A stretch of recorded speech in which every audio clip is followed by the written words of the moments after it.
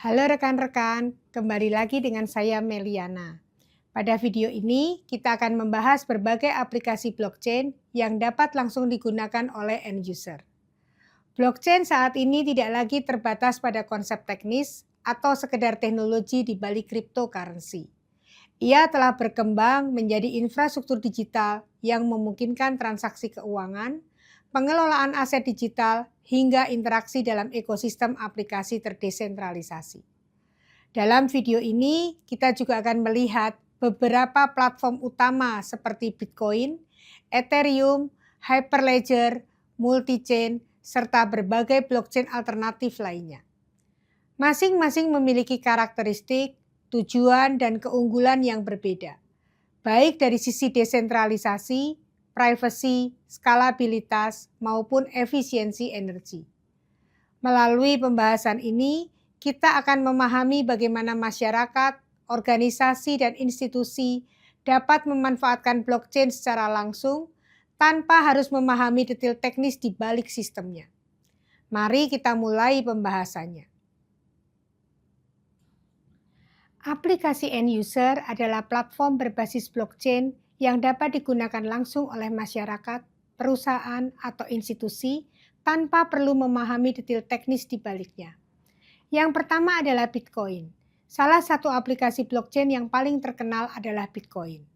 Bitcoin diperkenalkan pada tahun 2008 melalui white paper oleh Satoshi Nakamoto dan mulai beroperasi pada tahun 2009. Bitcoin dirancang sebagai sistem uang elektronik peer-to-peer yang memungkinkan transaksi dilakukan tanpa perantara seperti bank. Secara teknis, Bitcoin menggunakan mekanisme konsensus proof of work. Setiap transaksi diverifikasi oleh jaringan miner dan dicatat dalam blok yang terhubung secara kriptografis dengan blok sebelumnya. Dari perspektif end user, Bitcoin digunakan untuk transfer nilai lintas negara, penyimpanan aset digital, instrumen investasi, dan alternatif sistem pembayaran. Keunggulan Bitcoin terletak pada desentralisasi, transparansi, dan ketahanan terhadap sensor. Namun, tantangannya meliputi volatilitas, harga, dan konsumsi energi yang tinggi. Platform berikutnya yang kedua adalah Ethereum.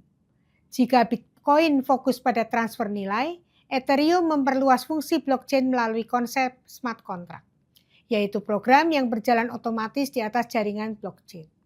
Ethereum memungkinkan pengembang membangun decentralized application atau DApps.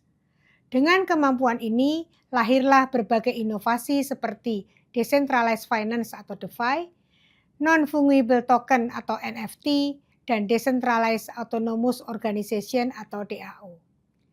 Bagi end user, Ethereum bukan hanya alat transaksi, tetapi juga ekosistem aplikasi digital terdesentralisasi.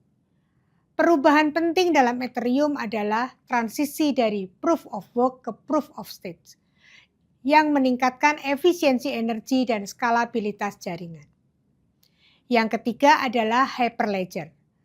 Berbeda dengan Bitcoin dan Ethereum yang bersifat publik, Hyperledger merupakan proyek open source yang dikembangkan oleh Linux Foundation untuk kebutuhan enterprise. Hyperledger bukanlah cryptocurrency, melainkan framework untuk membangun blockchain private atau konsorsium. Contoh implementasinya meliputi manajemen rantai pasok, sistem logistik, keuangan antar bank, dan sertifikasi digital. Keunggulan Hyperledger adalah kontrol akses yang ketat, skalabilitas tinggi, dan privasi data yang lebih terjaga dibandingkan blockchain publik. Selanjutnya yang keempat adalah Multichain. Multichain dirancang untuk memudahkan organisasi membangun blockchain private dengan konfigurasi yang fleksibel. Platform ini memungkinkan pengaturan izin pengguna, parameter jaringan, serta manajemen aset digital secara internal. Multichain sering digunakan untuk audit internal, pencatatan aset perusahaan, sistem voting organisasi, dan pelacakan dokumen. Karakteristik utamanya adalah kemudahan deployment dan fleksibilitas dalam pengaturan hak akses. Selain platform utama tersebut, terdapat berbagai blockchain alternatif seperti BNB Smart Chain, Solana, Polkadot, dan XRP. Masing-masing menawarkan keunggulan seperti biaya transaksi yang rendah, kecepatan tinggi, interoperabilitas antar blockchain, dan juga efisiensi energi. Keberagaman ini menunjukkan bahwa ekosistem blockchain terus berkembang dan beradaptasi dengan kebutuhan industri. Aplikasi blockchain untuk end user menunjukkan bahwa teknologi ini telah bergerak jauh melampaui konsep awalnya sebagai sistem uang digital. Platform seperti Bitcoin membuka akses terhadap sistem pembayaran terdesentralisasi, sementara Ethereum menghadirkan ekosistem aplikasi digital berbasis smart contract.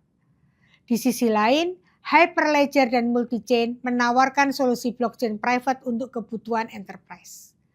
Keberagaman platform ini menunjukkan bahwa blockchain bukanlah solusi tunggal untuk semua kebutuhan, melainkan teknologi yang dapat disesuaikan dengan konteks penggunaan.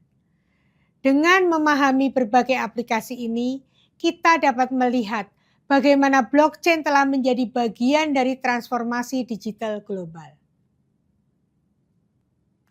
Sekian video mengenai aplikasi yang langsung digunakan oleh end user. Semoga bermanfaat. Terima kasih dan sampai jumpa di video berikutnya.